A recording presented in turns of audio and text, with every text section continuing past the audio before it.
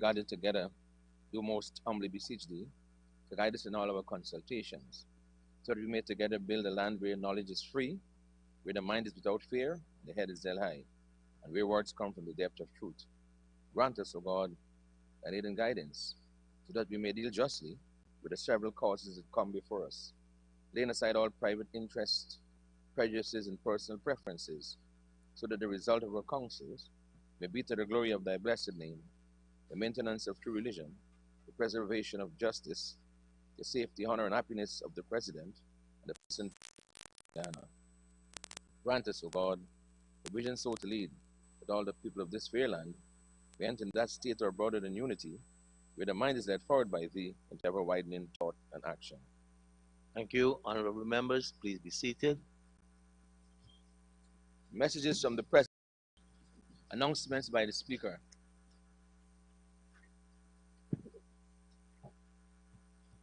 Honorable members, I just want to make an observation with respect to the temperature inside the dome. There has been a problem perennial with the thermostat, and so we have had to use a hand-o-matic system. And in that system, I use as a barometer 4 persons in the National Assembly. When it gets too cold, the honorable members Gita Chandan Edmund and Priya Manikchan would cover up. So when I look at them, then I would make a signal to the boys to cut the AC. And then when I see Bishop Edgehill, honorable member, and Honorable Gita Shearer start fanning, I say, well, put it on. So, but we've tried I know the vents are aiming down at us, but there's an issue since the system was designed. And if we shut it off too early, we're going to damage the relays and wouldn't have AC at all. So bear with us in the dome.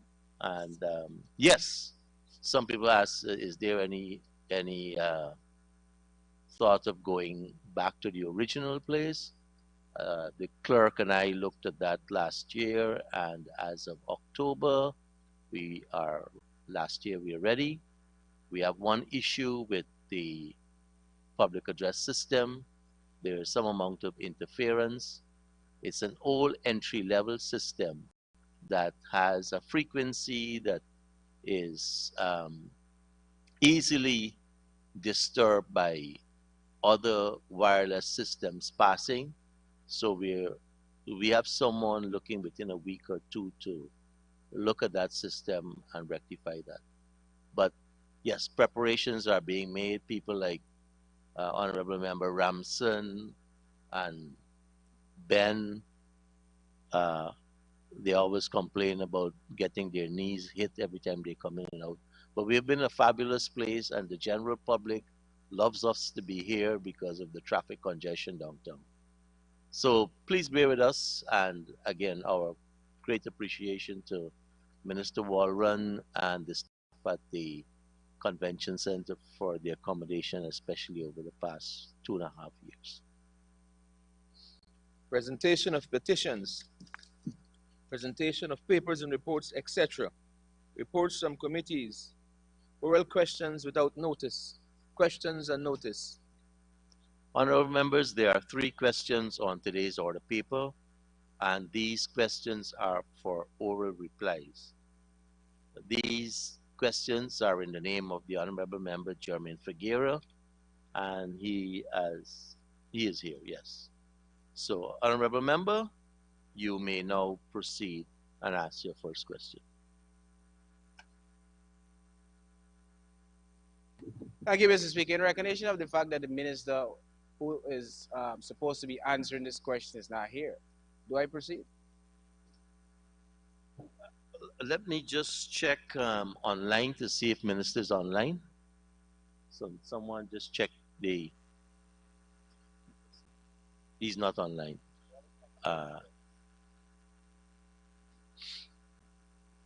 Can we then hold these until tomorrow, Sherlock? We'll hold them until the minister is here. We'll defer them for tomorrow or questions without reply. Sherlock? Statements by ministers, including policy statements. Personal explanation. Requests for leave to move the adjournment of the National Assembly on definite matters of urgent public importance. Motions relating to the business or sittings of the National Assembly and moved by a minister. Introduction of bills. Public business. Government's business. Honorable members, we will now proceed with the consideration of Budget 2023, and our first speaker today is the Honorable Member, Mr. Kemraj Ramjatan. Thank you very much, Mr. Speaker. And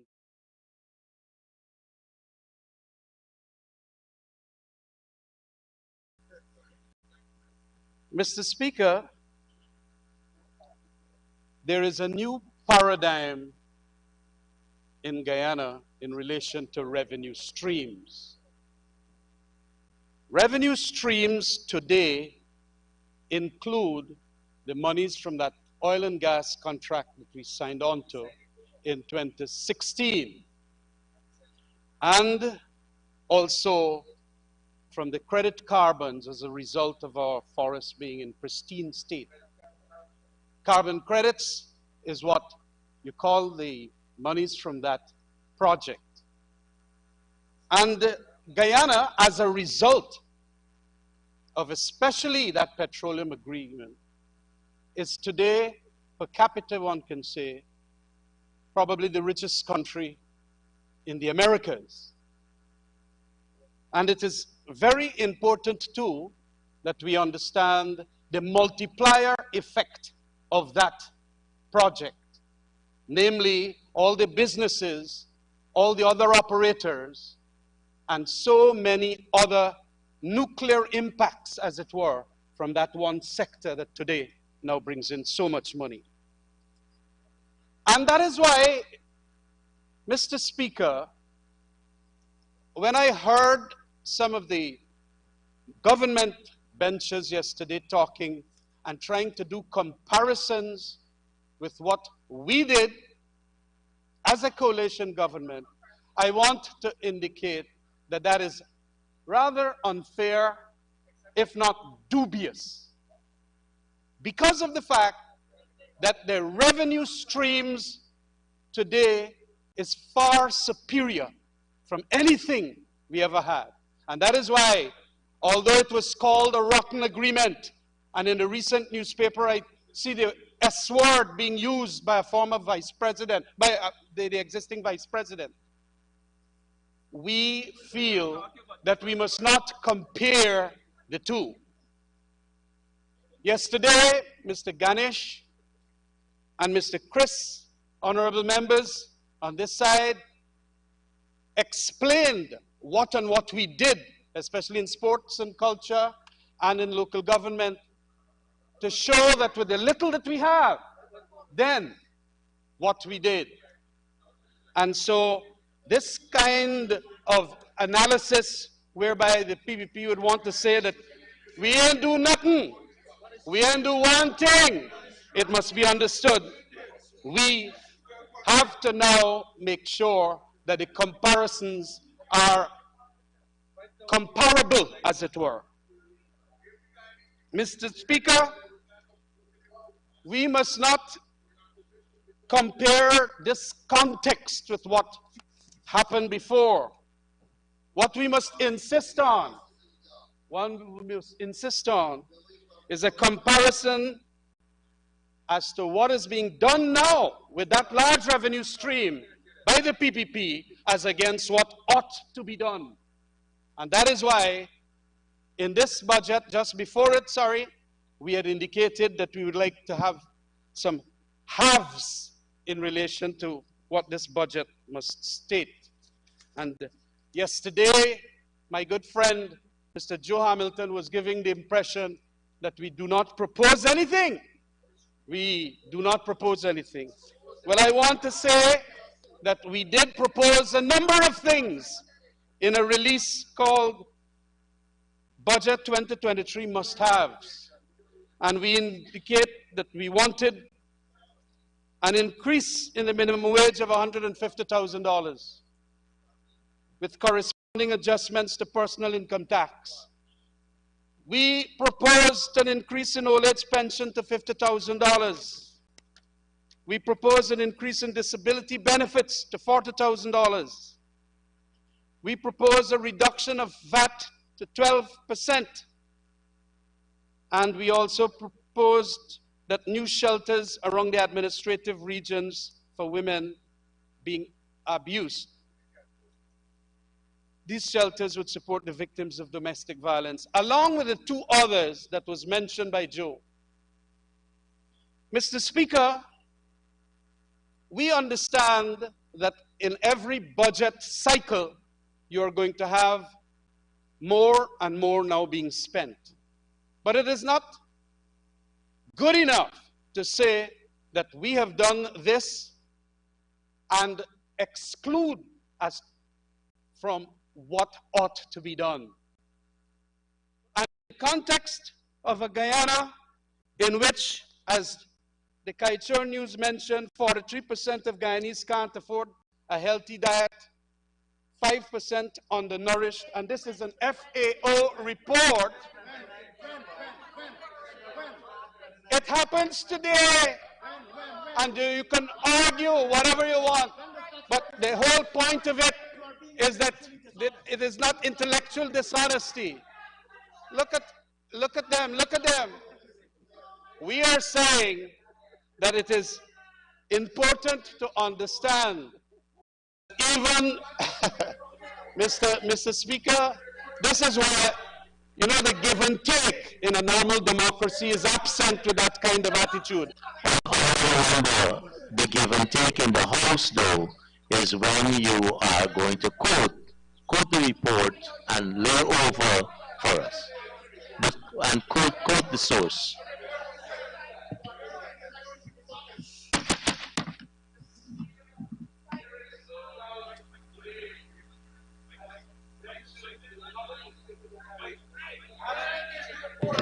An important editorial as to our cost of living.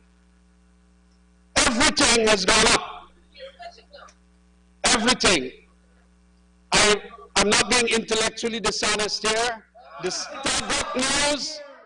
Stabrook News in an editorial indicated, please don't get so fired up, Mr. Finance Minister. Don't get so fired up. I am saying that in today's context, we are having a hard time. And that hard time is as a result of the tremendously high cost of living. And in that reality, we must ensure that we do the comparatives as to what we could do now with the oil and gas and credit carbons revenue stream as against what we are doing. And there is every righteousness about that. You have you have at least the attitude of indicating that we must not go there. Well, I am going to go there. Mr. Speaker, it is very important then that we do an analysis as to why it is not being done. The analysis is simple. This is a working class supposed government. It forgot about all of that. A good time now. And it is going on and on in relation to what is called certain schemes, very clever, in which a certain set of people in Guyana are going to be the beneficiaries. I want to indicate, Mr. Speaker, when you have the construction industry having so much money poured into it, when you have so much money being poured into the construction, rule of thumb, it is a certain set of contractors who are friends and family will always be the beneficiaries. Construction industry is going to Mr. Speaker, the heckling started very early this morning. But I am telling you that the construction industry is one of the epicenters of corruption. I will lay over the report of Transparency International 2005, which indicated that that is especially happening with oil resource countries. Some bites. I'm glad that it's at least biting you.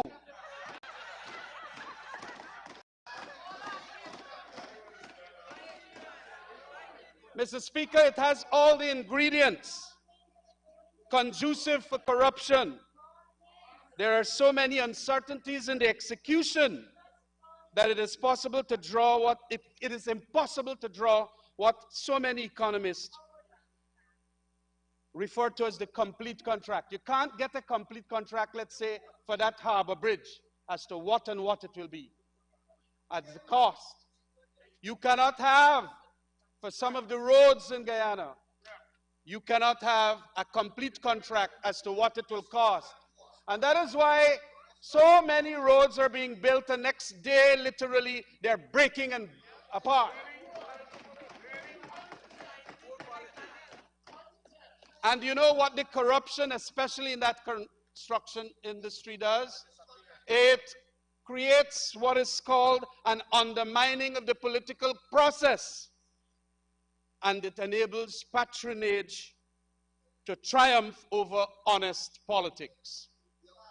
Mr. Speaker, we know very well that as against what we have as infrastructural spendings in Guyana, a little bit of that could have been nudged away and at least be given to the working people so that the working people can have a better day than not having to literally get malnourished. Mr. Speaker, I am happy that I have gotten up the bile of the Minister of Finance. It means that I am making a good point.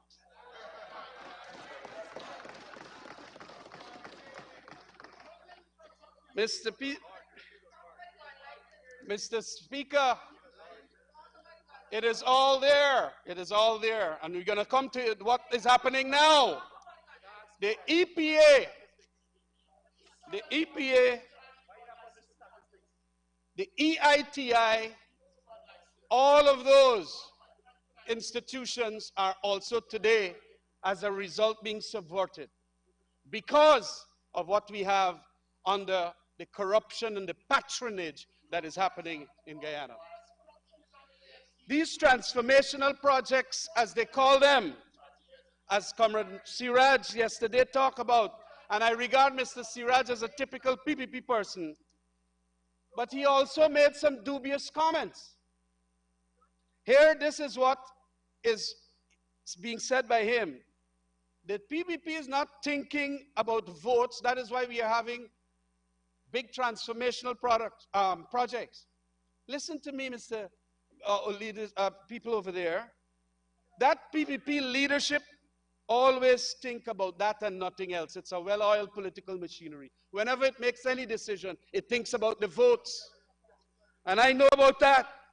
That is the leadership. It is the reason why, and it is the reason why they seek to dodge today, Mr. Speaker, a strong EPA and also a strong EITI. This resource-rich country today is having what is called elections without good governance. They prefer elections only, as if elections is what is democracy. Elections is not democracy, Mr. Speaker. Elections is one component, and they're there now. And they had an inheritance and a largesse that is the greatest ever. And that is why I said, your inheritance that you have been devised, the inheritance that you have been devised is that which is so humongous, but you got to know better, Mr. Ashney Singh, honorable member, as to how you're going to spend that money. Don't ever say that these projects might be transformational. I remember when they said that the Skeldon Sugar Factory will be transformational. Where is the Skeldon Sugar Factory today? Fiber optic cable, FIP Motilal's Road, all of that. You must understand that it is not because you deem it transformational. What was transformational, however, is when we signed that agreement that it could make you $200 billion today to spend in this budget. What was transformational was the right sizing of the sugar industry so that you don't pour good money behind bad sectors and billions of dollars. Honorable member, I just want to caution you. Remember, you're speaking with the speaker. So when you say you must, you're admonishing the speaker to do something. If you want to refer to the other side, the honorable members over there, right? Because I take some of these things personally.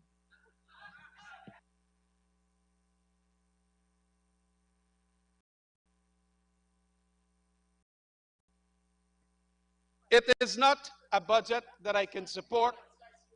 There is no planning, there is no targeting, there is no outputs. The budget is pathetically policy poor, a PPP. Pathetically policy poor.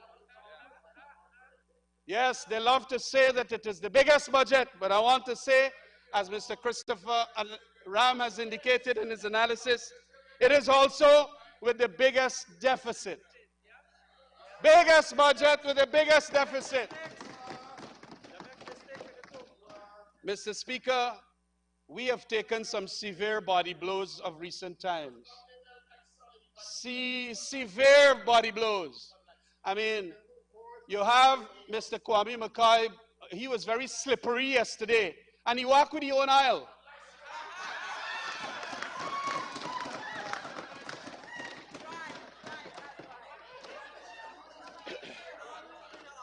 And it's the wrong size bottle you walk with too. Mr.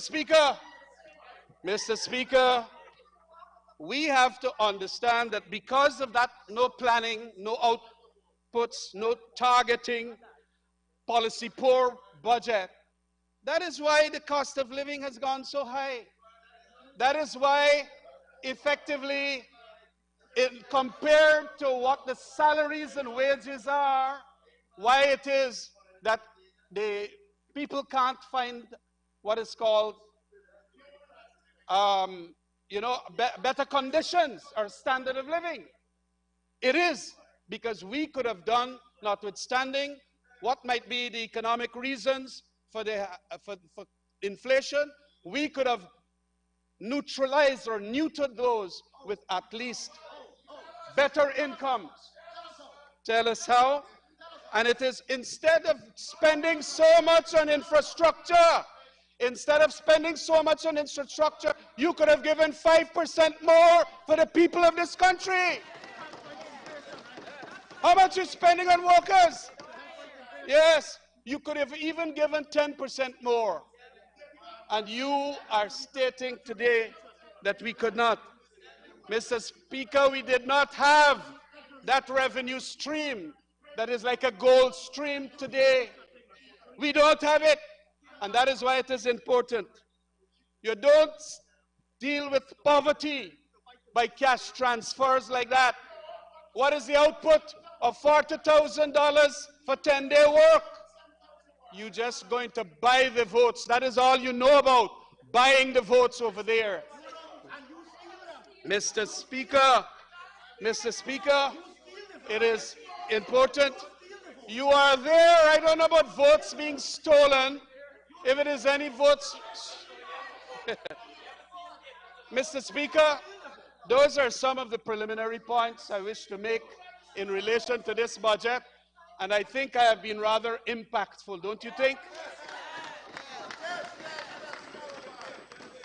Today, the cost of living, as I wanted to make this point, cost of living is so much. Everything up.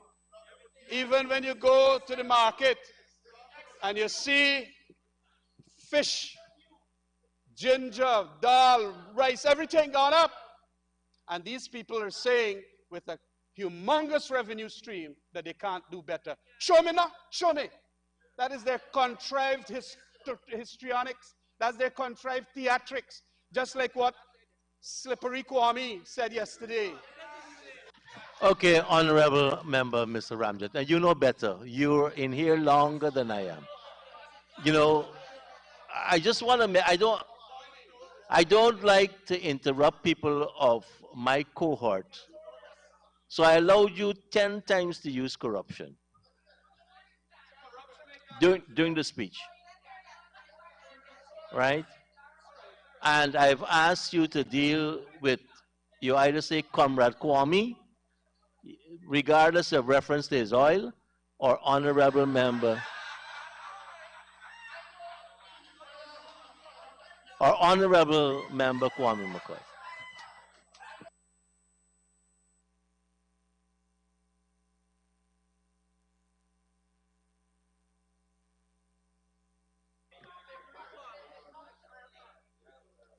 To spend so much money on sugar is pouring good money behind bad, Mr. Finance Minister.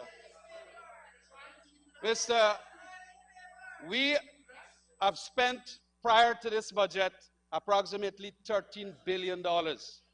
We are today going to spend another $4 billion behind sugar. They have been advertising for jobs at Rose Hall, and people are not coming. Mr. Speaker, we gave them their severance benefits. If it is going to drag an economy down, we had to make the correct decision. That was transformational. Mr. Speaker, we repeat and maintain that the false explanations and narrative being given by the government, the Minister of Agriculture and CEO of Gaisuco are all ill-advised and is a road to nowhere. Mr. Speaker, the evidence is clear that a perennial shortage of labor will persist in this sector, that the new CEO and all of his arrogant attitude that caused even a board member. Honorable member, again, you know, we have a standing order with respect to accusations against persons who are not in here, who can't defend themselves. But as we're on this point, let me just say I've given you an extra minute because of the interruptions, but you'll need a 5-minute extension so that you could conclude. But before I ask the Honorable... Sorry. 30 minutes. You have 10 minutes more in the first 30. Yes. Let me just... Yeah, I have allocated already the 1 minute and 30 seconds of interruptions on my part. Honorable member, you may continue.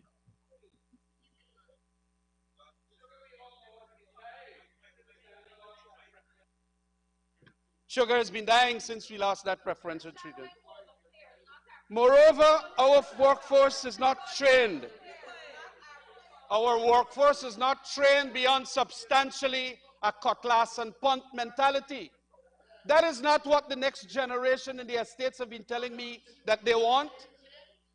They want to get jobs into the new sectors. And you want them to have this cutlass and punt mentality so that you can always bamboozle them and confuffle them. Mr. Speaker, we are always going to have, and especially with climate change, we are always going to have problems with that sugar industry. It's management, no workforce, GAU having strikes all the time, and you must now appreciate the transformational decision that was made to right-size that sector. In relation to rice, Mr. Speaker, I want to say that I'm happy to hear $300 million to promote research and development to improve yields and to ensure alternatives to insecticides to control that paddy bug. I come from the rice industry originally, and I know a little about it. But in relation to this livestock and poultry, I dare say that I have seen a paradox here that I found in the statistics, which Mr. Zulfikar provided. We see an increase in livestock production and poultry production, but we see a reduction of milk and eggs.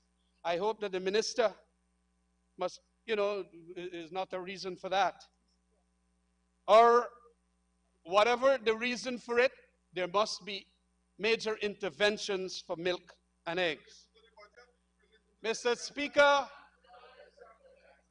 we have also fisheries, cage fishing, it's called now, cage fishing, brackish water shrimp farms, and all of that. Mr. Speaker, we must also do an analysis as to why all these fish sectors has gone into a decline. Mr. Speaker, we had a report that came out recently in which it is saying that it could very well be what Ricky honorable member was saying yesterday, so much environmental hazardous stuff being poured into the ocean.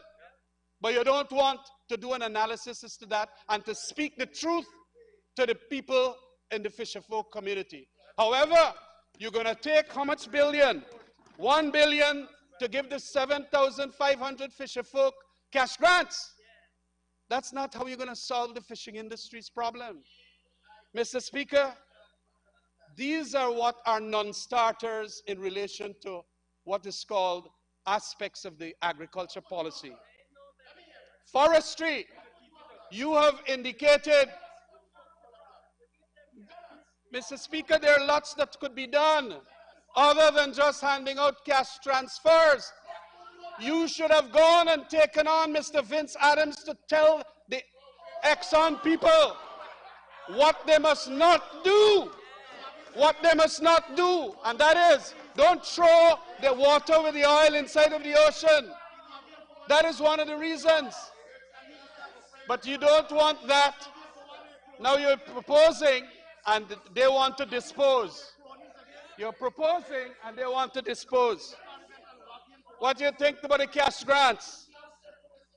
Cash grants in relation to $349 million for this cage fishing and brackish water. Mr. Speaker, why don't you tell us who and who will be the beneficiaries of this cage fishing and the brackish water shrimping? Mr. Speaker, you're allowing them to interrupt all the time, Mr. Speaker. Mr. Speaker, they are always, Mr. Speaker, when you are going to do all of that kind of cash grants, 589 to 6,991 farmers, it is not going to go well with anybody. And especially when, as against another community, you do not raise the wages and salaries, especially of public servants. The other community, you know what I'm talking about. It is important that you now understand that some money should be put in there. Mr. Speaker, I want to indicate that the security sector is in disarray today. With the little that we had, the security sector, under which came the police, fire, and prison and Kanu, much was done. Under local funding, under the Citizens Security Strengthening, under the British Security Sector Reform Report, which the PPP was so afraid of and scared of. They didn't want the British security reform at all. We have done plenty. And I am happy that in view of this paradigm shift of lots more monies, in the revenue stream, that we must see Mr. Ben and his team, honorable member, continue the good works that we had started. Crime has gone up to the stratosphere. Execution style murders, almost a weekly event. Domestic violence, robbers, choke and rob. On the videos you could see it happening. And even cutlass and gun firing at the President's State House. It is terrible. And of course, the advisories from the various countries indicating that you got to be real careful when you come to Ghana. Last year, the minister had a lot to say of what was not done by the APNU AFC coalition. He will speak after me in this debate, but I want to just remind him of the very many things that we did. Mr. Speaker, we have strengthened patrol management and the use of data and analytics in policing. We have promoted a culture of nonviolence in those years, improving and appropriating money for public spaces. We have fostered socio-economic insertion activities for at-risk youth. We do not see that happening now. We restructured the Office of Professional Responsibility. We also had commenced and was going ahead with the Ghana Forensic Laboratory, and we understand that this is continuing. But what we have now, Mr. Speaker, is but an extreme levels of crime, and it would appear that all those consultancies that we had in relation to Mr. Russell Coombe and the British security sector reform have been shelved.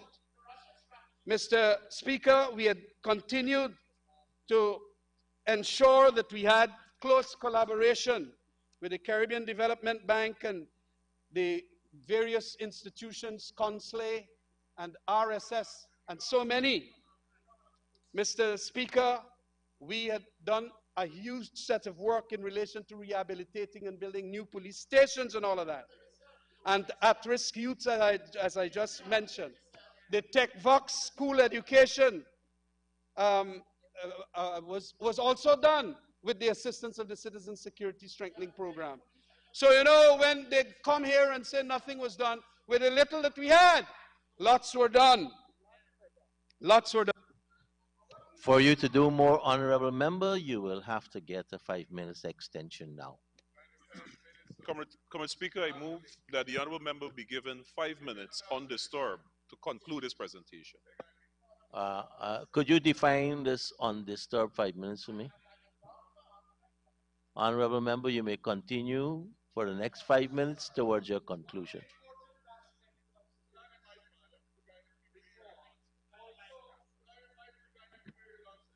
One of the important aspects was also ensuring that we had scrutiny and transparency in the security sector. And it is pursuant to Article 119D of the Constitution, we are supposed to have what is called the Parliamentary Oversight Committee on the security sector. You know, since the start of this parliament, we have not had any meetings of that Parliamentary Oversight Committee. Mr. Speaker, when inside of our administration, I have the Hansard of the meetings. All the members of the various discipline services forces have been called there and cross-examined by Mr. Gill, Mr. Rohi, Mr. Berry Ramsaran, and also Mr. Hamilton. Hamilton was there, but you don't have it now. You don't have it now. Hansard will show Mr. Gentle being cross-examined, Silal Fasad being cross-examined, and also Courtney Samuels being cross-examined. What do we have today? That is why I'm saying that we have a governance structure in Guyana, the governance structure in Guyana that wants to avoid and evade and eschew. This is called our security sector from whatever. This was 2017 and 2016, yes. And in 2018, Mr. Gill asked that we go into the interior areas. We had to find from this committee monies to go take them to check on police stations all across the country. Today, they have made that thing dysfunctional. So we can't ask Mr. Hicken anything. We can't ask the heads and the deputy heads anything at all. And that is why today, that is a violation of our Constitution and our standing orders. And Gail, Mr. Honorable Member, knows about all of that. Mr. Speaker, I just want to conclude by stating it is important that we take cognizance of what we had done in relation to preparing and planning for what is called this security sector.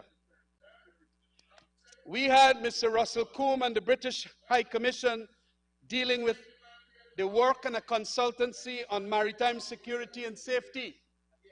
It was a preparatory work for purposes of ensuring when the oil and gas stream comes on board, what it is that we have to do. And they did a magnificent piece of work in relation to threat assessments and all. The current threats at that point in time, around 2019, is the Venezuelan hostile action. They were talking about present and near future. Cyber attack targeting government department or agency. Mr. Speaker, significant fire, explosion, or other industrial incident at the shore bases and maritime facilities. Cyber attack targeting port facility. And even they mentioned here projected threats, civil protests due to perceived unfair distribution of oil and gas revenues, as we are seeing today. Civil protests due to perceived unfair distribution of oil and gas.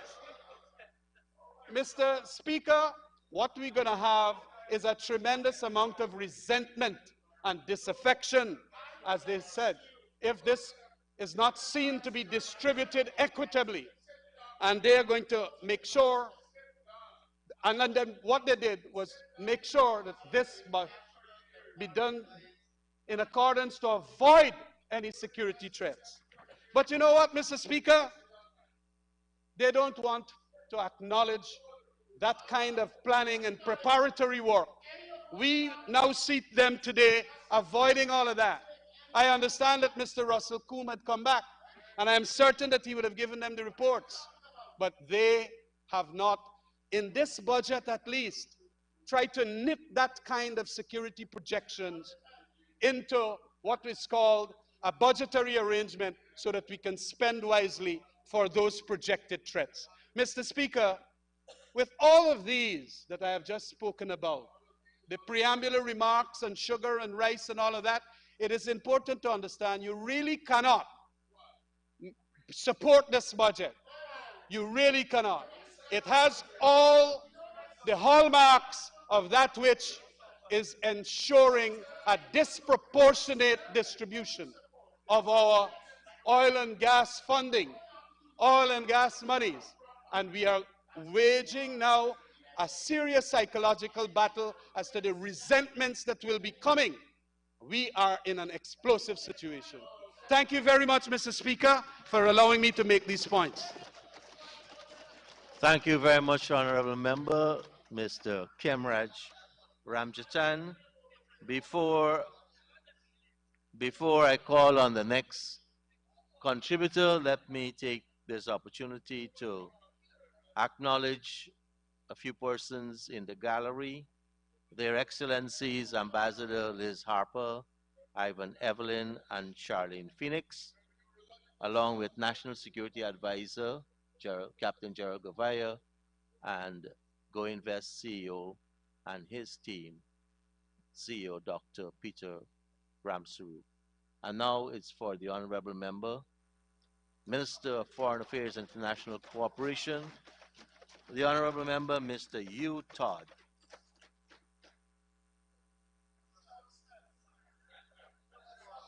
Thank you very much, Mr. Speaker. Let me begin by thanking my dear colleague and friend,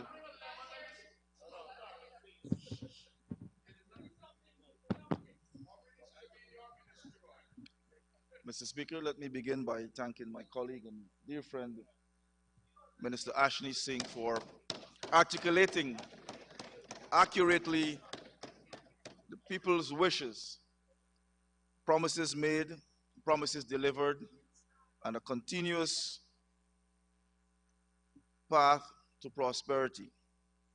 This budget, Mr. Speaker, steadfast against all challenges, resolute in building one Guyana, provides a clear direction of His Excellency's vision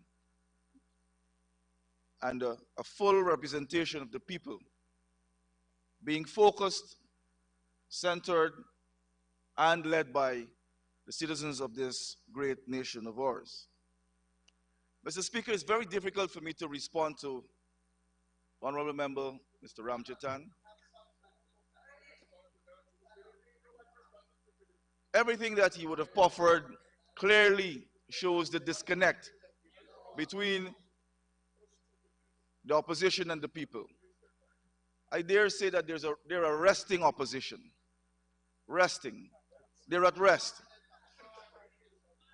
And we believe in honesty and integrity. We believe in going to the people.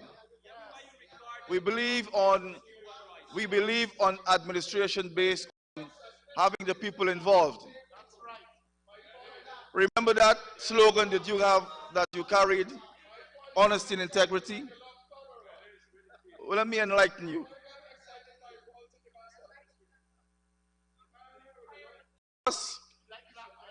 We believe in interaction. We believe in meeting directly with the people, connecting with regions and communities across Guyana. We have committed to taking government to the people. And we've been doing that consistently since we took office back in 1992 and when we were returned to office in 2020. Mr. Speaker, I have made many visits to Linden and Region 10. And we like to always show the rest of the world and the diaspora that this country is really being led by the people. And that is why we don't only speak to you from our position, but we let you know what the people are saying. Mr. Speaker, if you would allow me, let me share with you and our honorable members on the other side and the people of Guyana and within the diaspora some of the responses that we got from the people of Linden and Region 10. And this is November 2022, very recent. Ms. Esther Benjamin, we're getting somewhere. At least the government is trying to lift the standard and give people opportunities. I like what the government is doing. It's good for Guyanese people. End of quote.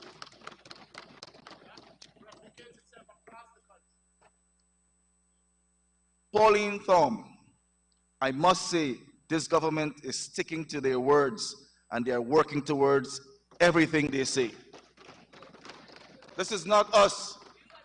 This is the people, Mr. Speaker. The people responding to us when we go on outreach. Mr. Troy Duncan, pay careful attention now, honorable members. This refers to you. For the past 5 years, we haven't seen anything what the previous government did, referring to the previous government, the APNU AFC government. And for the past couple of months, this government in power it really improved. I regret not playing a better part. But trust me, in the future, you will have my support 100,000%. End of quote. This is not me. This is Troy Duncan. This is a resident of Linden. Very familiar to the honorable member, opposition leader, and Ms. Amanza Walton Desir. And I'll continue, Mr. Speaker. Delroy Grenville. Better days are ahead for my community because of the new administration. This is the people showing confidence and leadership based on our honesty and integrity. George Chesney, I am satisfied with the job the administration is doing. And Fleming goes on to say, life is about to return to the glory days because the government's interest in people. We are a government about the people. We are telling you what the people are saying about us. We're not standing there and grandstanding and talking about things that you cannot relate to. I am bringing to you things that you can relate to. People who are alive and well and responding to this government. Mr. Speaker, I want to go on to Buxton. And this is a news report, July the 6th, when there was an outreach, cabinet outreach to Buxton.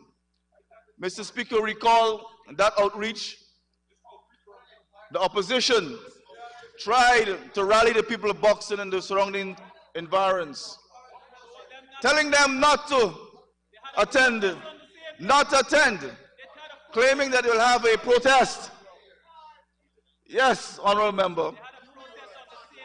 Scores of Buxtonians came out, along with members and residents from the surrounding communities, in droves to listen to the government and to partake in the discussions.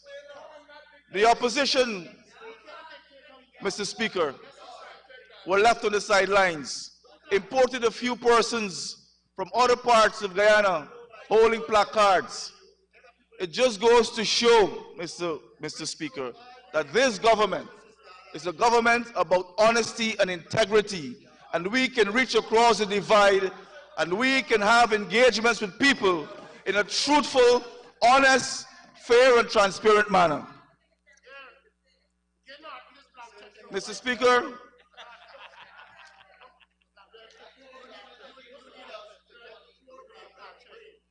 let us reflect on the APNO AFC. Recall, Mr. Speaker, back in 2020, after the APNO AFC was trying to steal the elections from the people of this country. This is what the OAS had to say. OAS member states call on Granger administration to allow peaceful transition. This is what the international community is saying. This is what the OAS is saying. And I want to bring to the attention of the honorable member, Amanza Desir, that it was President Ali's leadership at the 9th Summit of the Americas back in June of 2022 in Los Angeles, where his leadership led to the establishment of three committees, being food security, energy, and finance. Food security by his leadership in the region. Honorable Prime Minister is in Argentina. In this country at the heads of government CELAC meeting. Representation. We just concluded a very successful visit, Mr. Speaker, in India, where we showed the synergy between the private sector and government, having free arrangements that we can bring security to Guyana by our international image. If you allow me, Mr. President, former Prime Minister Golden, this is what he had to say, going back to the same period. The pernicious actions of a few has done damage to Guyana's image. This is what he had to say. This is what he had to say about the now opposition, then government. This is what he had to say. Tarnishing our image. We have spent time between 2020 and now rebuilding Guyana to the extent that our international footprint have increased dramatically. There's confidence in the people of this country. As I speak, Mr. President, the Guatemalans are preparing to establish, the Guatemalans are preparing to establish here in Guyana. As I speak, the Colombians are preparing to re-establish an embassy here in Guyana.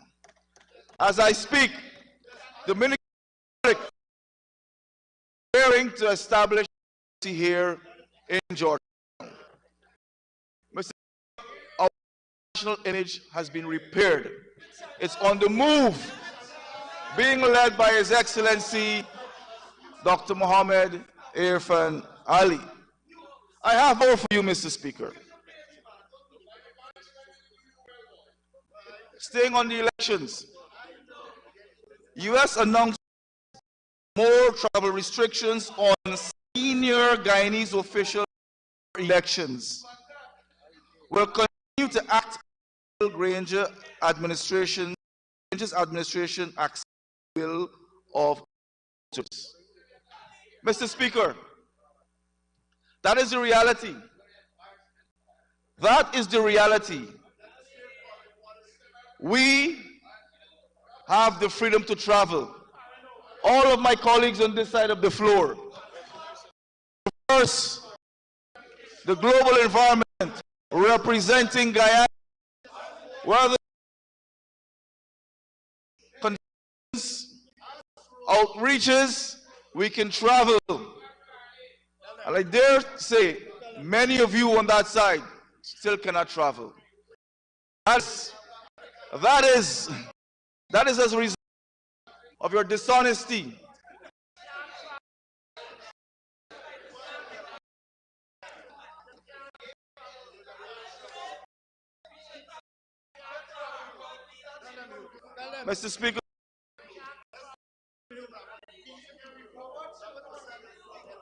Mr. Speaker, if to the philosopher Hobbes, he has a clear depiction of the PNC, the sea monster, unshackled Leviathan. That is the nature. That is the nature of the PNC. Whatever form or shape they take. When you speak about honesty and integrity, we go to the people. We don't stand and puff on our own. We go to the people. We get the people and guide us to respect the wishes of the people. That is why in 2020, Mr. Speaker, we were returned office.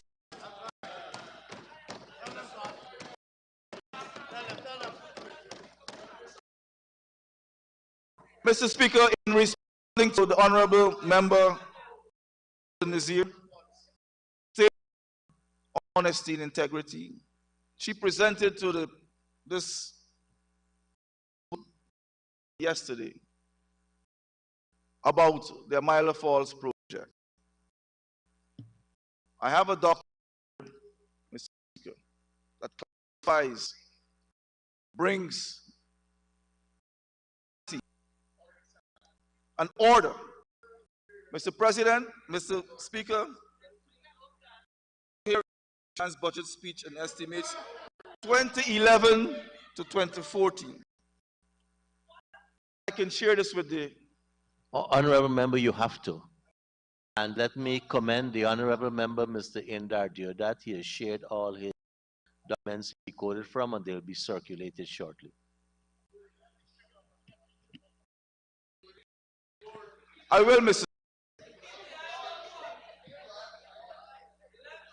Speaker.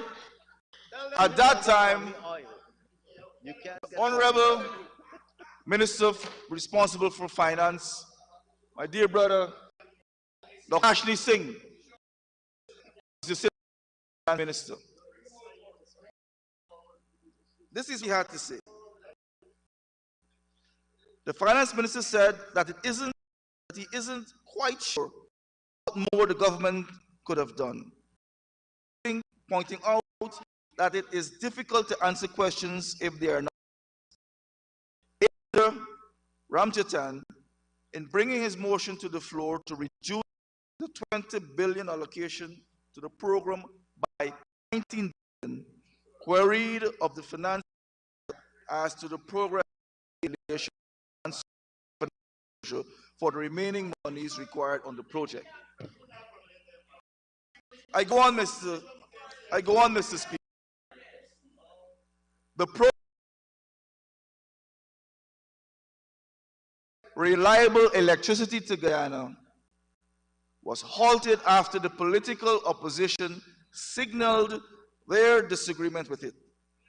Despite consultations and several meetings with stakeholders, investors, and government officials, funding for the project was slashed in the National Assembly, and investors suspended their input into the project. Now, Mr. Speaker, that is the character. That is the character of the PNC in whatever form or shape they present themselves. They are there about wrecking projects. They're a wrecking ball. All they do is wreck development. We have to come and always rebuild and to keep this economy on the right path towards development. That is reality, Mr. Speaker. So, Mr. Speaker, I have the document.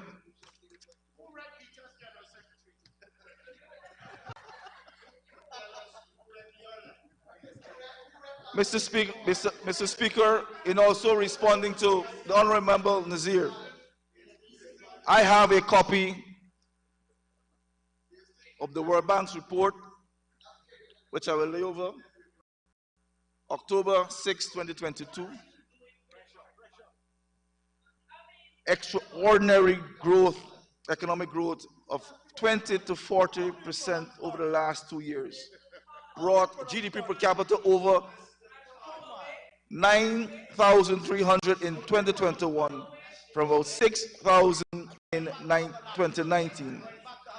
Real GDP estimated to have increased by 19.9% in 2021, owing to the expansion of production, which average out at improving the economy. Now, Mr. Speaker, I am trying to bring this to the attention of the people of Guyana so that we can have accurate information within the domain.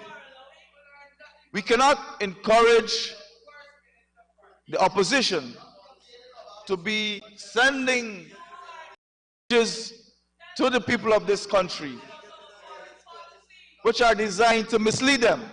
We're in government. We have a mandate to ensure that the people of this country are well informed so that we can continue to provide them with the services that they so need so that we can improve their lives, their quality of life, and standard of living. That is our role, Mr. Speaker. And that is why we have to spend time correcting the wrongs instead of having a healthy debate. That is what we have to do. But we have to do it because that is what we've been elected to do. Mr. Speaker, the respect for rights and freedoms, something that the opposition does not know about. You know, Mr. Speaker, under the PNC, in whatever form or shape they present themselves, they've always had an authoritarian style. They've always had a police state. They've always curtailed the freedoms and always ensured that the people of this country were coerced.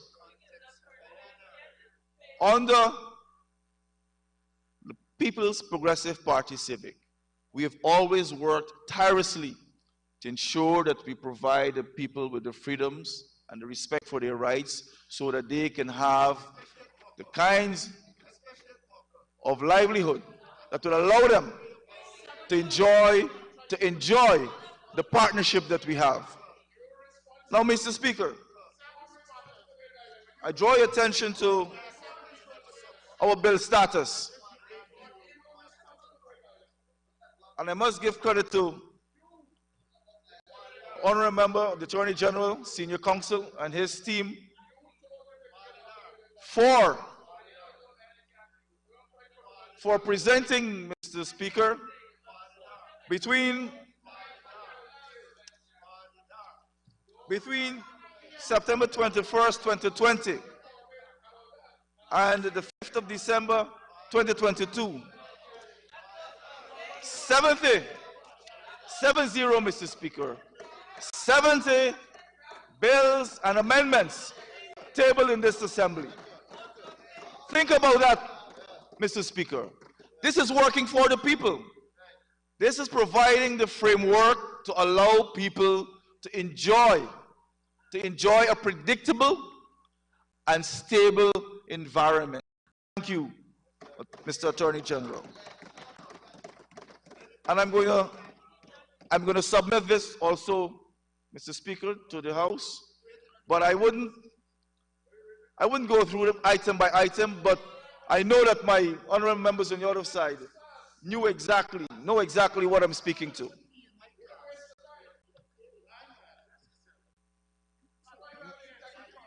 Mr. Speaker, let's just have a little history lesson about the PNC. Mr. Speaker, when I think about the PNC, I remember a chameleon, always changing its colors depending on the circumstance. Chameleon, yes. That's the APNU AFC. Mr. Speaker, recall in 1964, the APNU, or I should say the PNC, coalesced with the UF. When they got into office, that march was over. In the early 2000s, the PNC carried an attachment called the Reform Arm. That was disbanded.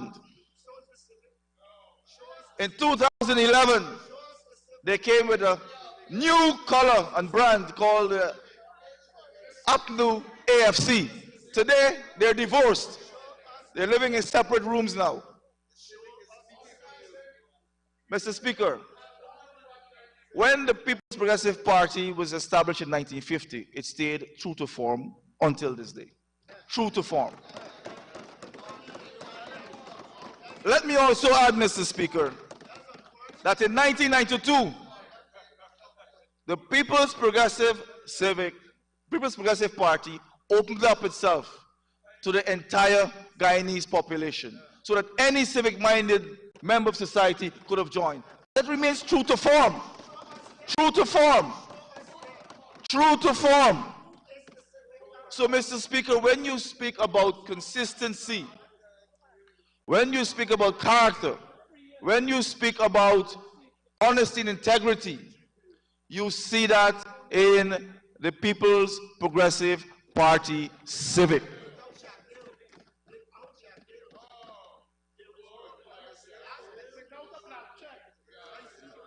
Mr. Speaker,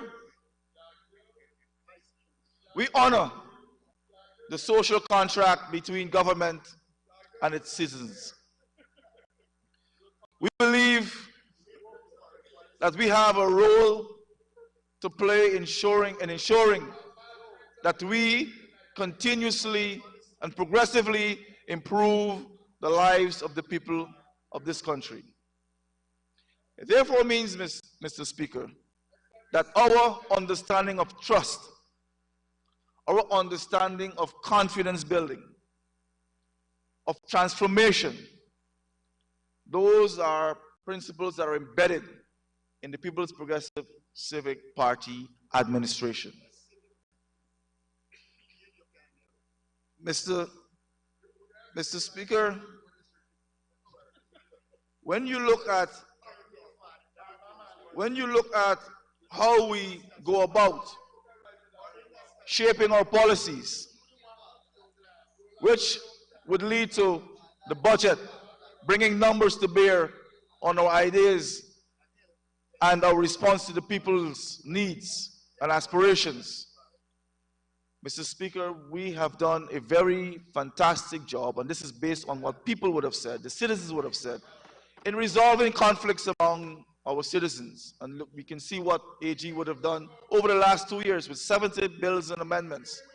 And also, Mr. Speaker, ensuring that we deliver public service to the people, providing them also with a secure and safe environment. We have always remained true to our social contract with the people of this country. Unfortunately, for my honorable members on the other side, they don't know about that. They don't understand what's the social contract because they believe in party paramountcy. They believe in taking care of a small few. And you can see their actions between 1964 and 1992, Mr. Speaker. And you see also again their actions between Mr. Speaker. 2020, Mr. Speaker. 2015 and 2020. Mr. Speaker, Honorable Deputy. I trust that the honorable member is careful in his remarks not to impute anything on me as a member of this House, because I never was in the House in those times.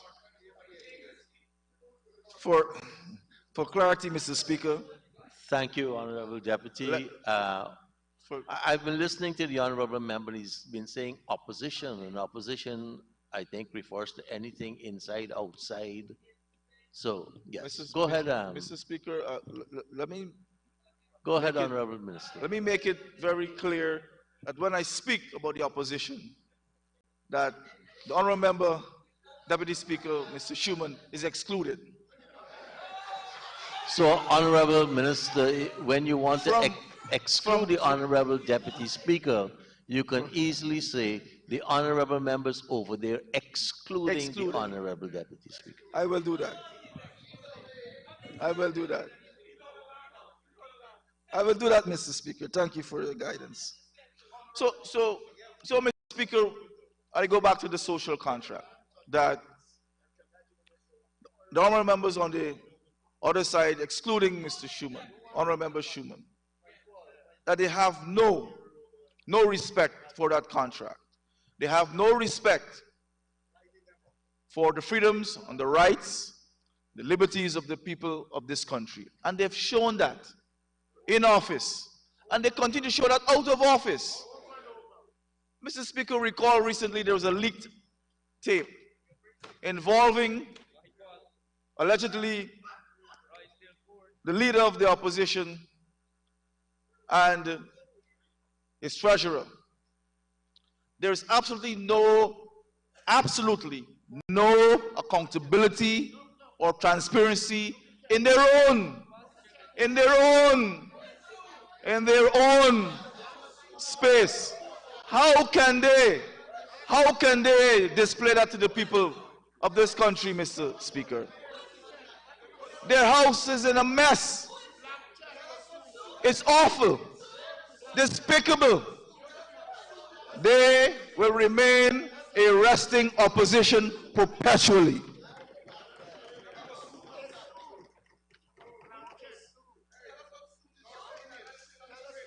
Mr. Speaker,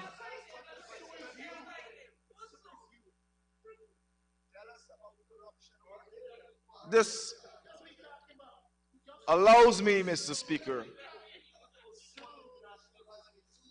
to speak about participation and partnership.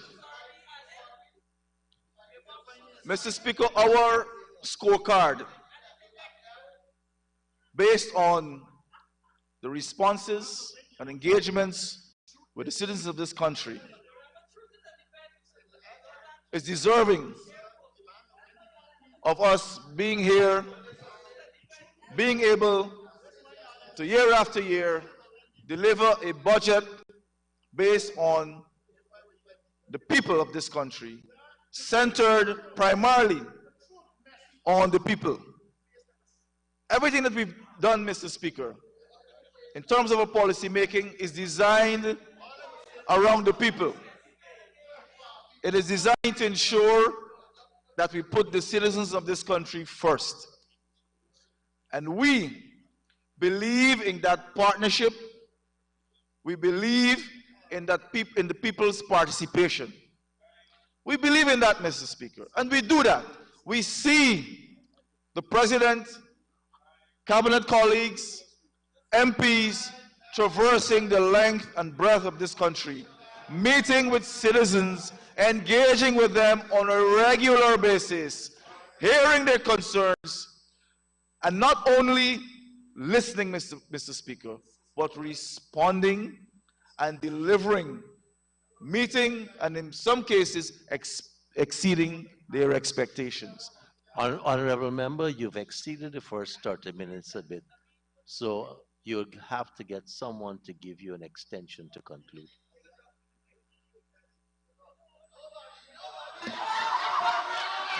Mr. Speaker, I respectfully ask that the honourable member be given 5 minutes to conclude his presentation.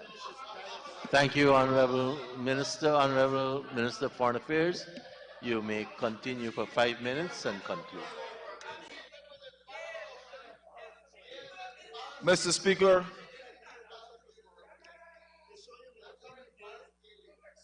honorable members in the opposition, excluding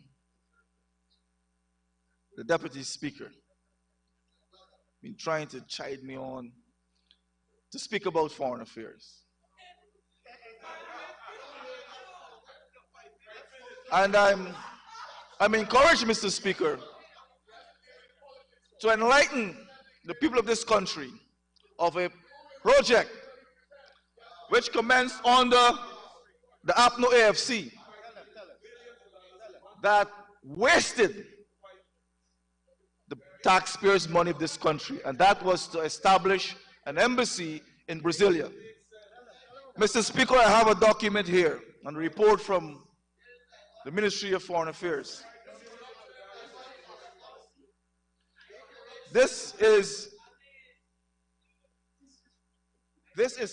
what we have to see. The consultant reported that 64% of the project has been completed to date.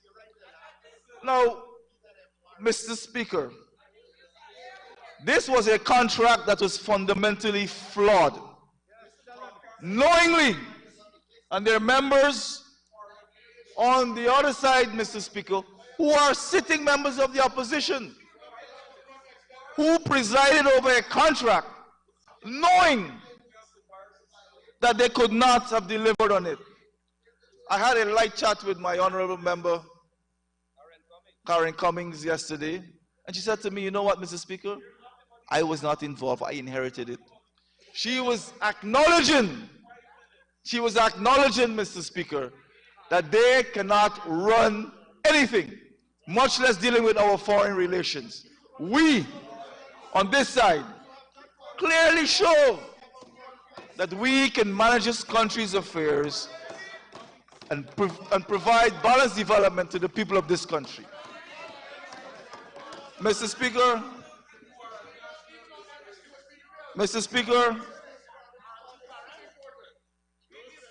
when we speak about urbanization, Let me tell you about the border issue. Mr. Speaker, we had the oral hearings in The Hague recently. So I wrote to the opposition leader and I said to him, can you send us one of your representatives to attend the team because it's inclusive? He wrote back sending one. We don't have an issue. We don't have an issue. We know that. No, you are junior rank. We understand that. We understand that. You're junior rank. Let me educate you, Mr. Opposition Leader. The Venezuelans, they have a controversy with us. We don't have a controversy. That's clear. But Mr. Speaker, when I sent the letter to the honorable member, the opposition leader, to send us our representatives, I was expecting him to send the shadow minister. The shadow minister was not capable of making the list. He sent two persons. And I'm trying to show you, Mr. Speaker, that they are talking about representation. They're talking about leadership. They don't have any sort of leadership on their side. There's no representation, and they're not true to form. They can't even represent with their own people. Even the opposition leader doesn't have any confidence in the shadow minister of foreign affairs. What are we talking about, Mr. Speaker? This is a laughing matter.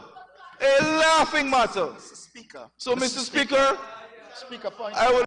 Honorable Minister, the Honorable Opposition Leader standing on a point of order.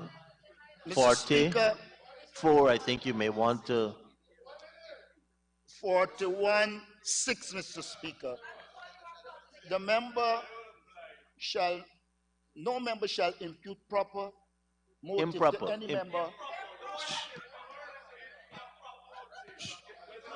6, no member shall impute improper motive to any member of the assembly. Mr. Speaker, I want to respond to what they... No.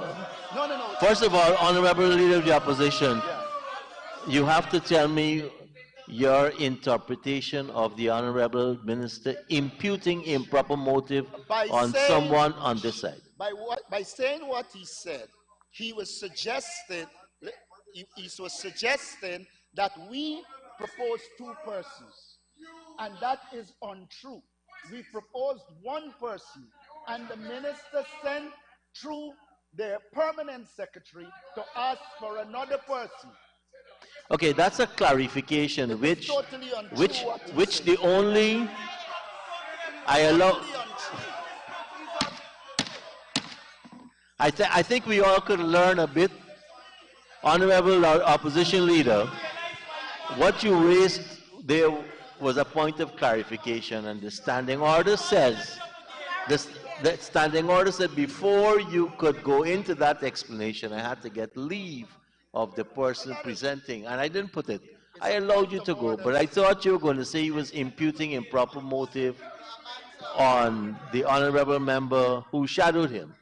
Honorable member, you may proceed. I'll give you back your 1 minute and 15 seconds. Thank you for your timely intervention, Mr. Speaker. So let me re-emphasize, Mr. Speaker. We believe in being true to form. We believe that if we look across the divide, we should be able to talk to the people and those honorable members who have been identified as sitting MPs, as shadow members. That is natural, Mr. Speaker. So if we cannot follow and have engagements and have continuity, it means that we're not really properly engaging. And we're saying, Mr. Speaker, on this side, that the opposition leader appears to be, by his actions, not understanding his role as an opposition leader. Clearly, Mr. Speaker, clearly.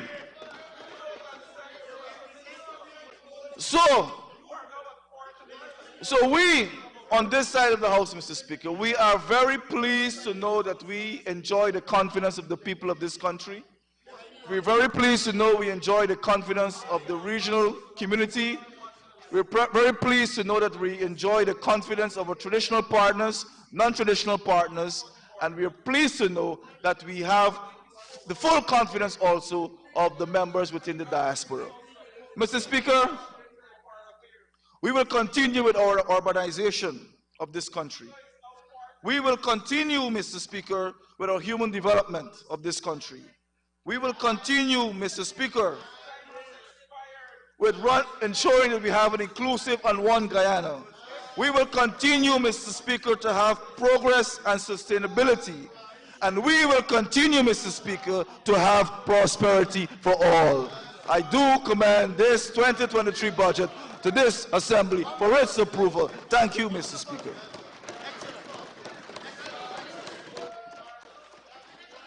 Thank you very much, Honorable Minister. And we will take one more presentation before the break. The Honorable Member, Mr. Vincent. Mr. Vincent Henry.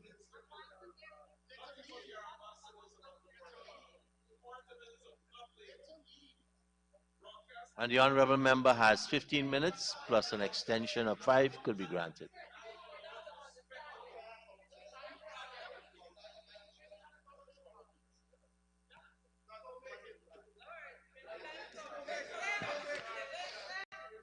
Mr. Speaker, on behalf of the Guyana Action Party, a member of the coalition, I am pleased to participate in the 2023 budget debate. But before I go into the substance of my presentation, I would like to mention that listening to the Minister of Foreign Affairs is like listening to nothing of substance.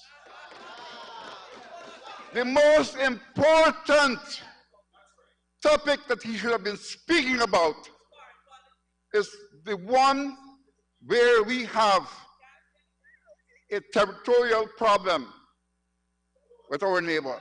Mr. Speaker, this is so important, and did he mention it? Did he tell us what is happening in the International Court of Justice? He did not. This is a very shameful presentation where the people of Guyana cannot be briefed and told what is happening to safeguard our... Honorable Member, I have every budget debate circulated the words, and shame, and I'm hearing cries of shamefulness and nonsense. All of those are unparliamentary. Come on, you know better. You have to withdraw it. Okay, I'm so advised, I withdraw, Mr. Speaker. Mr. Speaker, I would like to ask or propose that the Honorable Todd goes back to a foreign relations, foreign policy school. Mr. Speaker, first, please allow me to express my sincere condolences to the people of Caneview, Mocha, who faced the wrath of the PPP's hurricane apartheid, mixed with a big dose of dictatorship and tempered by ignorance in conflict resolution. The pictures and videos of the police pressing an African woman down in the mud and children in tears while their homes were being destroyed will be vividly remembered when Guyanese go to cast their votes at the next general and regional elections. Mr. Speaker, Guyanese will also not forget the likes of Sue, a man in the engine room of the PPP who feast on the largest of Guyana while the poor are relegated to poverty and as a way of life. We remember the statements, Sue is my friend. He looks after everything. He looks after everything. And Honorable Todd just said just now that y'all believe and y'all practicing honesty and integrity. Remember Sue. Mr. Speaker, we sat and listened to the Honorable Senior Minister Ashley Singh as he fed himself and all Guyanese to a heavy dose of pills while imbibing murky liquid that has a striking resemblance to water made available to Guyanese by the PPP. All the while regurgitating work done by others many decades ago. Cut and paste. This chap was cutting and pasting other people's work. The direct beneficiaries, who are the people of Guyana, Mr. Speaker, inclusive of the supporters of the installed PPP, from all reports are very disappointed that the largest budget ever presented in Guyana has little or nothing for them. Mr. Speaker, the deep feelings of disappointment is shared by non-supporters and supporters of the PPP. On my way here this morning, the taxi man told me that this budget, they were expecting so much. They were all hyped and, feel this is really the best we're going to get something out of it. And he said that what he has noticed is that this is the worst budget he's hearing about here. And it has nothing for the people of Guyana. And he said that what used to happen under the Abdul AFC was indeed well done. And today is worse, he said. And that is where the people are talking. The people are speaking. The people in Guyana are speaking. But you are making up your own stories. Where is Mr. Honorable Todd? Mr. Speaker, all of this with the largest budget, a budget, Mr. Speaker, that is beefed up largely by proceeds from a profit-sharing agreement made possible by whom?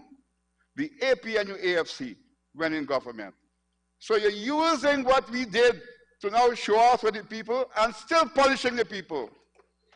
Mr. Speaker, the Honorable Senior Minister of Finance detailed that carbon credits amounting to US $750 million have been agreed to be paid by Hess Guyana Exploration Limited over a period of time. He further stated that an amount of 15% of this amount would be allocated to the development of indigenous peoples.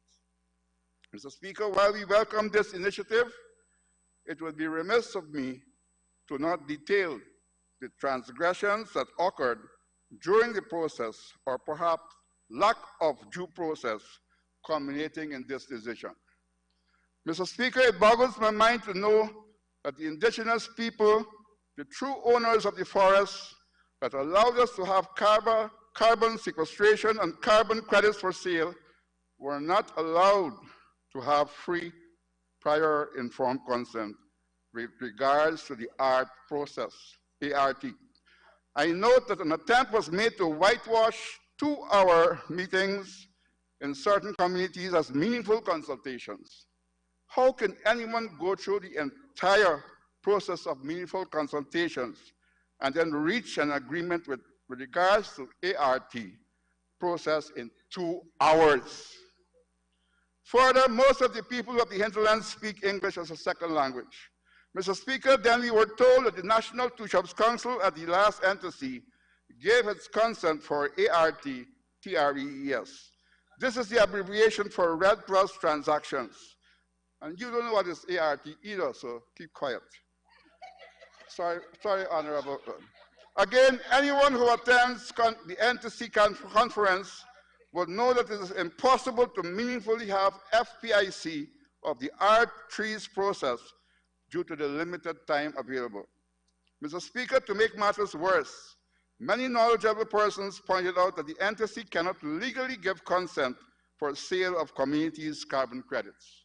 The Amerindian Act allows the Village Council to make decisions, and the Village General Meeting, with the Village General Meeting being the final arbiter. Mr. Speaker, so now we have a half-baked agreement that may very well be challenged in the courts. And that is what the PPP is always doing, Mr. Speaker. Half-baked stuff, half-baked roads, half-baked of everything. Mr. Speaker, in my speech in Parliament on full insurance coverage in case of an oil spill, I advocated that ExxonMobil should make payments to the indigenous peoples directly, and that these payments should be made to the National Two-Shops Council. With this in mind, Mr. Speaker, Guyana Action Party proposes that there be an agreed estimate of the amount of carbon credits available for sale by the hinterland communities of Guyana, and instead of the 15% of income unilaterally assigned to the indigenous communities, an agreed upon estimate should be paid instead. It must be mentioned that in a recent court ruling, the court pronounced that the indigenous peoples of the Upper Missouri are entitled to ownership of their ancestral lands. This would allow the indigenous people and the people of the hinterland to reap benefits from their care of the environment and encourage to continue to do so, knowing that benefits are available. Mr. Speaker, before the proposal, the NTC should strengthen its administrative capacity and consult with hinterland communities who are the true owners of the carbon credits. Then the true beneficiaries and real owners of the carbon credits would lead the way for a sustainable and beneficial developmental agenda. Mr. Speaker, it's my understanding that carbon credits can be traded on the international market. So what is wrong with involving the indigenous and hinterland peoples in this trade? Mr. Speaker, in this process, it will be good to discuss the suggestion made by Mr. Sidney Allicock, former Minister of Indigenous Peoples Affairs, that there be established an indigenous bank in which all monies for indigenous development, especially from such things as carbon credits, can be funneled. Mr. Speaker, in my last budget speech, I read the salient part of the Auditor General's report of 2014, which detailed the abuse of the Amerindian Development Fund by the PPP's Ministry of Amerindian Affairs. I will not get into that, but you can research it on the Auditor General's report in 2014, where $1.2 million cannot be accounted for. Apparently, it was used as a slush fund. Honorable member, I said abuse, so you're imputing that particular minister abused the fund. I don't think the Auditor General used abuse, so don't misquote him. Indeed, Mr. Speaker, the word abuse was not used, and I withdraw it. Thank you. Mr. Speaker, we have a number of recommendations that we can make about the whole carbon credit sale, etc. I will just give a few of them because of the time limits. The R3s we propose must be discussed at cumulative committee general meetings after a general people-friendly information package is rolled out. This subject, with all its implications, is far too important and serious to not have the blessings of the concept of FPIC. One important decision would be to agree with the government on the true amount of carbon credits that are available for sale. The monies already paid into the consolidated fund should be deposited in a bank account that pays interest.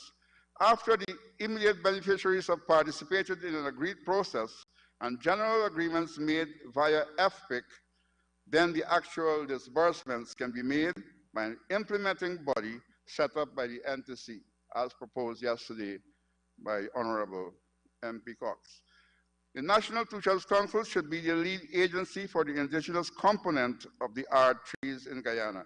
For this to be successful, the NTC has to beef up its administration and fiduciary systems.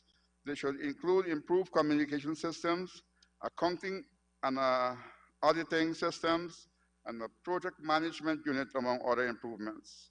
Mr. Speaker, I note that monies have been allocated to complete the National Two-Child Council Secretariat. One must note that a secretariat could not have been possible if lands were not made available.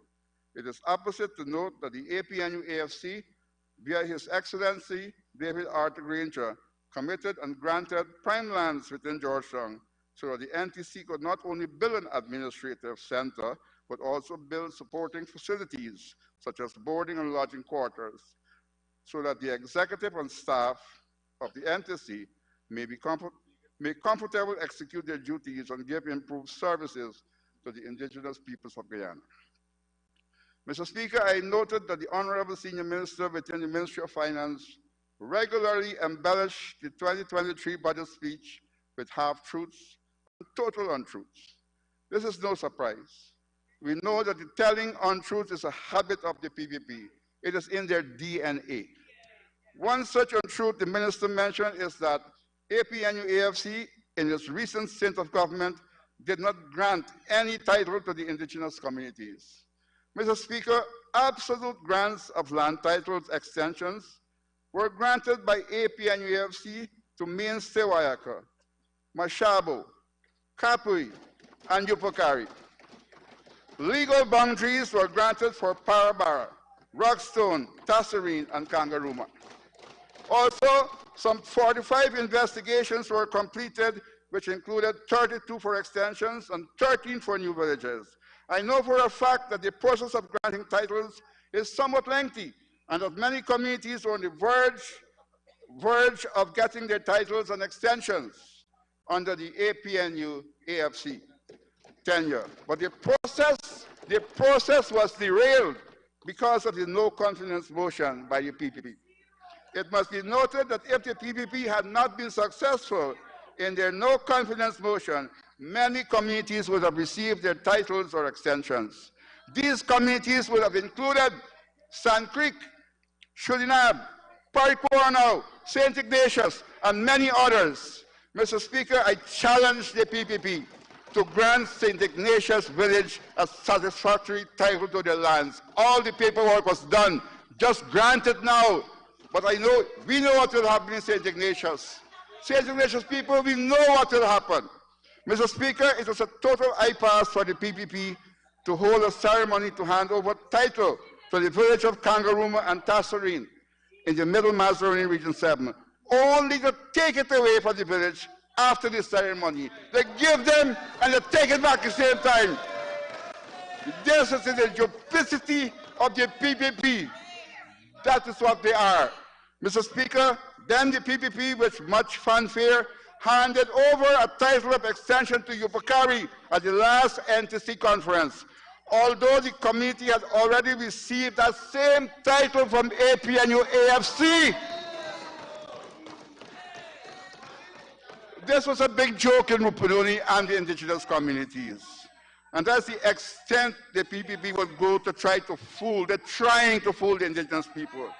Mr. Speaker, the National Two Shelves Council during the APNU-AFC held their elections and conference in a democratic manner under the APNU-AFC. Even the Honorable Deputy Speaker, who was the then Deputy Chairman of the NTC, praised the APNU-AFC for allowing two shelves of the NTC to mainly manage their own affair. Mr. Speaker, the opposite happened under the PPC's watch at the last NTC, held in 2022. The entire conference was stage managed by the PPP. This included the elections of the chairman. It is standard practice for the outgoing council to prepare and implement a handing over to the new council. However, the PPP ensured that the former council, including the chief, Nicholas Fredericks, was bypassed. Mr. Speaker, the NTC then looked like it was a PPP's conference. The coalition calls on the PPP to take its feet off the neck of the indigenous people. Mr. Speaker, in terms of governance, the Ministry of Marine Affairs practices what might be termed different strokes for different folks. Gail, Honorable Gail, hope you hear that one. Mr. Speaker, it seems that the Ministry of Marine Affairs is quick to conduct kangaroo courts against two shelves and senior councillors who are accused of wrongdoings and are perceived to be opposition supporters. To proceed, you will need an extension, Honorable Member. Thank you, Comrade Speaker. Comrade Speaker, I do move that the Honorable Member be given 5 minutes to conclude his presentation. Thank you very much, Honorable Henry. You may proceed to conclude. But the same ministry ignores such actions when accusations are made against village leaders who are known PPP members. Different strokes for different folks in one Guyana. And PPP officials who are accused of serious wrongdoings are allowed to walk free. Just recently in Karasabay, but we can't talk people's names, so we pass that. And who was talking name whole day yesterday and even today? Where is the honorable? This is perhaps the one Guyana that we hear of when one set of people are sheltered from facing justice. Mr. Speaker, another untruth spoken by the Honorable Minister of Finance was that the APNU-AFC stopped training of indigenous youths when assuming government in 2015. And you hear from all of them that they'd like to tell untruths. Mr. Speaker, in a previous speech, I gave the corrected version of this matter, and we repeated so that the hard-headed honorables, that might not be allowed, on the installed government side may know the facts. In 2015, APNU-AFC Ministry of Indigenous Peoples Affairs found that the PPP's cabinet had instructed the then acting permanent secretary to cancel the check that was prepared to pay the CSO, thus causing the discontinuation of the CSO's program. Mr. Speaker, it must be noted that the PPP's cabinet secretary... Now, Honorable Minister. Mike, I'm not hearing. I wish to remind the House that in 2015 August, Honorable I Minister, stated, Mr. Speaker, I stated the standing order. Yes. Well, if you shut up, you'll hear it. Honorable Minister, please. Honorable Minister, Mr. please. Speaker, I said standing Honorable order Minister, 40 subclause 1. Honorable I said Minister, it before. Honorable Minister. Honorable Minister, I heard you state the standing order, and you're standing on a point of clarification. For you to proceed, I'll have to get the leave of the current standing person on the floor. Honorable Mr. Henry, so that the Honorable Minister can make her clarification. Honorable Minister, I won't be able to. In the Go ahead, recording we say Honorable Auna, Honorable Minister. Mr. Speaker, it must be noted that the then PPP Cabinet Secretary who signed the letter for the cancellation of the check is now a minister of the government and recently spoke. So, Mr. Speaker. Mr. Speaker, point of order again. Honorable Minister. The honourable member is continuing misrepresenting an issue. Although he has refused me to speak, Honorable. I am raising it a second time. Under Standing Order 40, Clause 1. Honorable Minister, I'm sure the version from the government side will be presented when the next speaker speaks. Honorable Mr. Henry, you have a minute to conclude.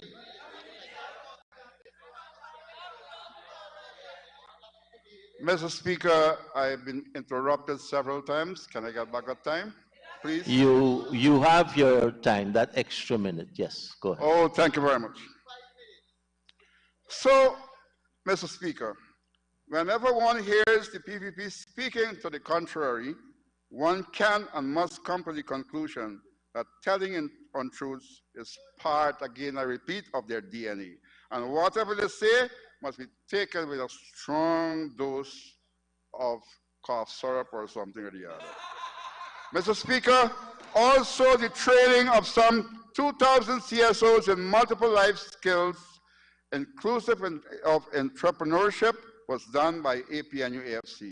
And presentation was being made to, preparation was being made to double this to 4,000 when we came out of office.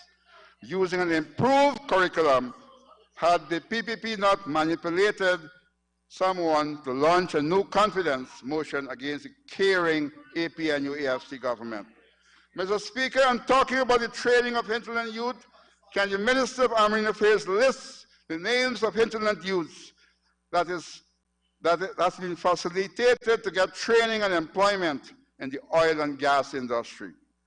Or is it that the Minister of Armed Affairs feels that training and jobs in the oil and gas sector are not for hinterland youths. Mr. Speaker, another vexing issue is the PPP's seeming policy of placing square pegs in round holes. In a recent questioning of estimates, I raised the issue of a somewhat strange phenomenon that has been affecting many students in the secondary schools. It must be noted that the PPP members of Parliament laughed in a mocking manner when I raised this serious issue. Mr. Speaker, one such episode happened just a few days ago at the St. Ignatius School, when some students displayed paranormal behaviors during school hours. To date, the Ministry of Education is yet to make any comprehensive attempt to mitigate this serious problem. One is forced to question if the PPP is waiting for a death or deaths to occur before taking actions to find remedies. Mr. Speaker, in the absence of the Ministry of Education voice and a requisite solution to this troubling problem, please allow me to make some recommendations. I trust they'll be finished in about 15 seconds. Thank you. Thank you, Mr. Speaker. I will use a different place to make those recommendations. But in closing, Mr. Speaker, I would like to ask that, oh, so many have more. I hope, Mr. Speaker, I call on the government to raise the two-sheriff stipends to at least $100,000 per month. The two sheriffs are also rural constables and should be paid whenever rural constables are entitled to get remuneration. And in closing, Mr. Speaker, I would like to say that the budget is geared for abuse by the PPP. One minister and a big team with police vehicles flashing went to a village in Rupununi just to tell them that they will be getting a new well in the future, and so much money being wasted. It is about big spending and big kickbacks. Mr. Speaker, it is time for a change.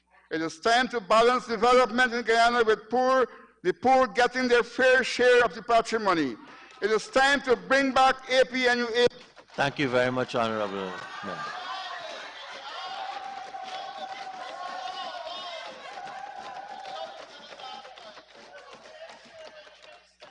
And to be fair to the Honorable Member, he actually got 8 minutes in the conclusion.